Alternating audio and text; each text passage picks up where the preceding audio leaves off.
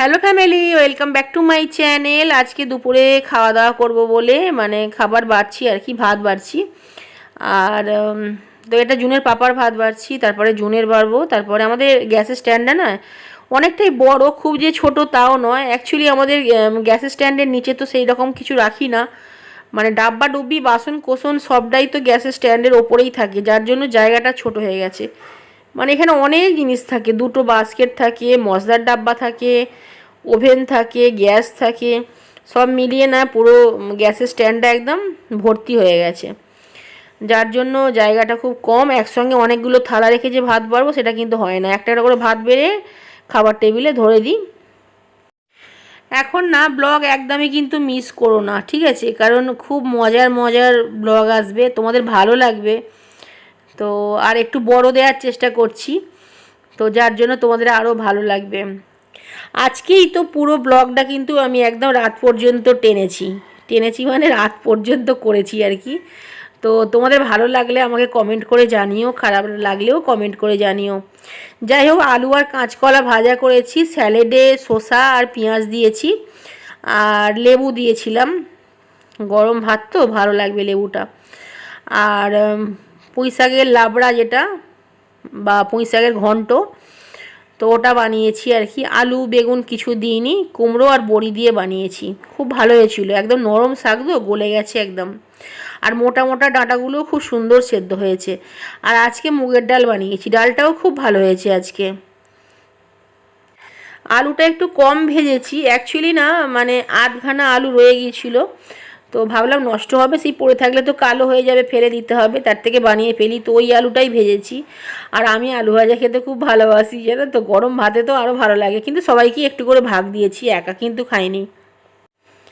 এইবারে তোমাদেরকে একটা কথা বলি, তোমরা কিন্তু ভিডিওটা এখন দেখতে দেখতে দেখবে জুনের পাপা না মাঝে মাঝেই না ঘাড় নাড়ছে। দেখো, এই দেখো, মনে হচ্ছে যেন ভাল লাগে নে, বা কোনো কিছু হয়তো বলছে, বা হয়তো কোনো রকম কিছু প্রবলেম আছে ঘাড়, হয় না অনেক রকম শারীরিক প্রবলেম থাকে, ওইরকম ঘাড় নাড়ে। অ্যাকচুয়ালি কোনো প্রবলেম নেই ভাই, ওটা হচ্ছে আমি কথা বলছিলাম তো তো আমার কথায় ও অ্যান্সার দিচ্ছিল, ঘাড় নেড়ে অ্যান্সার দিচ্ছিল। ও খাওয়ার সময় কোনো কথা বলে না, শুধু খাওয়াটাই ফোকাস করে। তাতে যাই হোক না কেন, জানি না কার সাথে বলে কি না, বা বাইরে খেলে বলে কি না, আমার আমি যতদিন দেখেছি, যতদিন আমি সংসার করছি, ও খাওয়ার সময় কোনো রকম ডিস্টার্ব পছন্দ করে না। এই দেখো, এই দেখো, ঘাড় নেড়েই যাচ্ছে। এবার তোমরা ভাববে হয়তো বাবা এত ঘাড় নাড়ছে কেন, কিছুই তো শুনতে পাচ্ছ না। অ্যাকচুয়ালি পাখা চলছিল তো, খুব স্পিডে পাখা চলছিল, তো গরমে তো খেতে পারবে না। দেখো, আমরা ব্লগার, আমরা গরমে ঘাম ঝরিয়ে ভিডিও করতে পারি, ঠিক আছে, পাখা বন্ধ করে আমরা ভিডিও করতে পারি, কিন্তু ওরা তো সেটা করবে না, ওদের সেটা পছন্দও হবে না। তো পাখার আওয়াজের জন্য আমি অরিজিনাল যে ভয়েসটা আর কি, সেটা আমি কেটে দিয়েছি। অরিজিনাল ভয়েস কেটে দেওয়ার কারণে শুধু তোমরা ঘাড় নাড়াটাই দেখতে পাচ্ছ। যাই হোক, ওটা আমি কথা বলছিলাম, আমার কথায় অ্যান্সার দিচ্ছিল। জুনকে এখানে খেতে দিয়ে দিয়েছি, জুন খাচ্ছে, জুনের খুব ভালো লেগেছে। জুন তো এমনি ঠিকঠাকই আছে, মাঝে মাঝে একটু রেগে যায়, ওটাই খারাপ, বাট ঠিক আছে। তো জুন খেয়ে নেওয়ার পরে আমি একটু পরে খাবো, কারণ আমার না প্রচণ্ড কষ্ট হচ্ছিল, জানো তো। কারণ আমি না যখন একসঙ্গে অনেকটা কাজ করে ফেলি, তখন তো হাঁপিয়ে উঠি, কষ্ট হয়। তো তখন যদি আমাকে কেউ খেতে দেয় না, যত ভালো খাবারই দিক না কেন, আমার মনে হয় যেন সেটা আমার জন্য ভীষণ কষ্টের একটা সময় আর কি। কারণ আমি খেতে পারি না তখন। খাওয়া হচ্ছে শান্তির। তো যখন ফ্রি থাকবে, মন ভালো থাকবে, পেটে একটু খিদেও থাকবে, শরীর ঠিক থাকবে, তখন খেতে কিন্তু ভালো লাগে, না হলে দেখবে ভালো লাগে না। এটা সন্ধ্যার সময় একটু তোমাদের বাইরেটা দেখিয়ে দিলাম, এখনও কিন্তু পুরোপুরি সন্ধে হয়নি। তো রাত্রে আজকে মেনু কী আছে পরে বলছি। আর এখানে কিছু রেডি করে নিয়েছি রাত্রের রান্নার জন্য। আজকে আমিষ আর নিরামিষ দুটোই আজকে হবে। রুটি আমি বানাতে একদমই পারি না, আমাকে বিয়ের পরে জুনের পাপা অনেক শেখানোর চেষ্টা করেছে রুটি বানানোর, বা যারা রুটি ভালো বানায় তাদের বাড়িতে আমাকে দিয়েও আসতো আগে, যে তুমি শিখে নাও দিদির থেকে বা বৌদির থেকে বা জেঠিমার থেকে। আমার রুটি বানানোর টিচার হচ্ছে অনেক ছিল, কিন্তু অ্যাকচুয়ালি আমি আজও শিখতে পারিনি রুটি বানানো। তো যার জন্য আজকে হচ্ছে জুনের পাপা এখন বাইরে বেরিয়েছে, তো এই ফাঁকে আমি রান্নাটা সেরে নিচ্ছি আর কি। তোর পাপাকে বলেছি যে আনতে রুটি নিয়ে আসতে। আর এখানে আমি পনির দিয়ে তরকা বানাচ্ছি, নিরামিষ তরকাও বলতে পারো, কিন্তু পেঁয়াজ রসুন দেয়া আছে, ঠিক আছে। রসুনটা অল্প দিয়েছি, পেঁয়াজটা যেমন দেয় তেমনই দিয়েছি, একদম এক কড়া তরকা বানিয়েছি।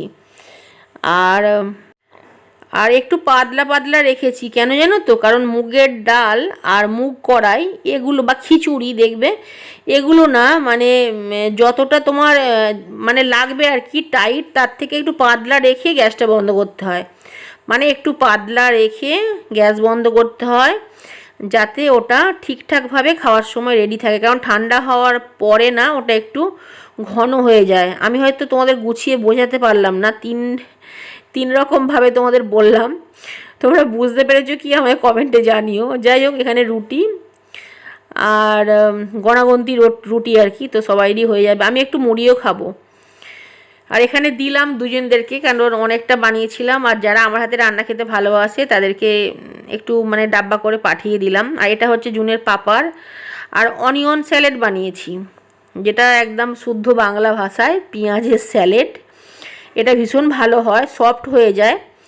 আমার চ্যানেলে আছে, তাও মুখে বলে দেব তোমাদেরকে, বা কখনো যদি সুযোগ হয় দেখিয়ে দেব। খুব টেস্টি হয় এই স্যালাডটা। এটা হচ্ছে জুনের জন্য, আর আমি এখনও কিন্তু সবার লাস্টেই খাবো, কারণ আমি না ওই তাড়াহুড়ো করে খেতে পারি না, শান্তির খাবার আরামসে শুয়ে বসে ঘুরে ফিরে খাবো, ভালো লাগে। তো শুভম এখনও আসেনি, শুভম এলে শুভম খাবে। জুনের খুব ভালো লেগেছে, আর যাদেরকে খাইয়েছি তাদের সবাইয়ের খুব ভালো লেগেছে। শুভম তো বিশ্বাসই করেনি যে তরকাটা আমি বানিয়েছি বলে। যাই হোক, এগুলো আজকে কেনা হয়েছে। আজকের মতো বাই, চলে আসবো নতুন ব্লগ নিয়ে। Thanks for watching.